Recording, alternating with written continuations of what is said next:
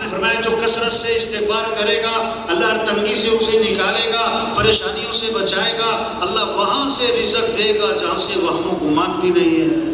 وَمَا كَانَ اللَّهُ لِيُعَذِّبَهُمْ وَأَنْتَ فِيهِمْ وَمَا كَانَ اللَّهُ مُعَذِّبَهُمْ وَهُمْ يَسْتَغْفِرُونَ کہ جب تک آپ ان میں موجود ہیں ان پر عذاب نہیں آئے گا، اور آپ نہ ہوئے اور جب تک یہ استغفار کرتے رہیں گے ان پر عذاب نہیں آئے گا۔ سبحان اللہ۔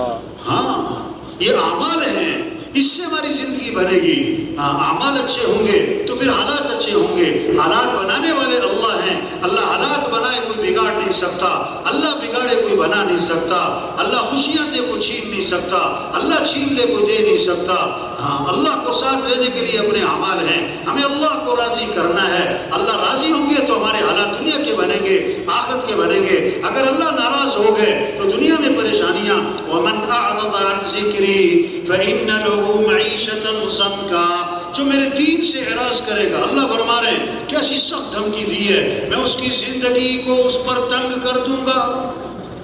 ہاں مال کے ہوتے ہوئے پریشانیاں ہوں گی، چیزوں کے ہوتے ہوئے پریشانیاں ہوں گی، بڑے بڑے گھر ہوں گے، سکون نہیں ہوگا، ہاں کوئی بیوی تدبیر نہیں ہوگا۔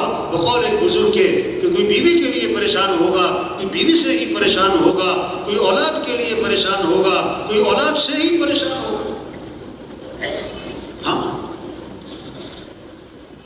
اللہ کو راضی کرنا ہے، کیسے اپنے اعمال کو اچھا بنانا ہے، اپنے اعمال اچھے بنانے، اپنے اخلاق اچھے بنانے۔ جب ایمان بنتا ہے پھر عمل کا شوق آتا ہے، پھر اخلاق اچھے ہوتے ہیں۔ جتنا ایمان بنے گا آدمی کے اندر تواضع آئے گی، عاجزی آئے گی، نرمی آئے گی، معاف کرنا آئے گا، غصے کو پینا آئے گا، کسی کو حقیر نہیں سمجھے گا۔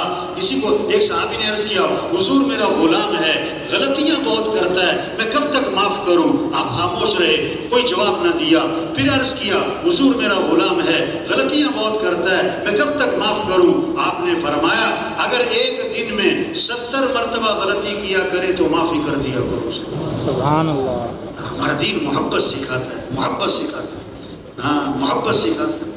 آپس میں محبتیں ہوں، آپس میں گھروں میں محبتیں ہوں، میاں بیوی میں محبت ہو، بہن بھائیوں میں محبت ہو، رشتہ داروں میں محبت ہو، پڑوسیوں میں محبت ہو، ہاں عام مسلمانوں سے محبت ہو۔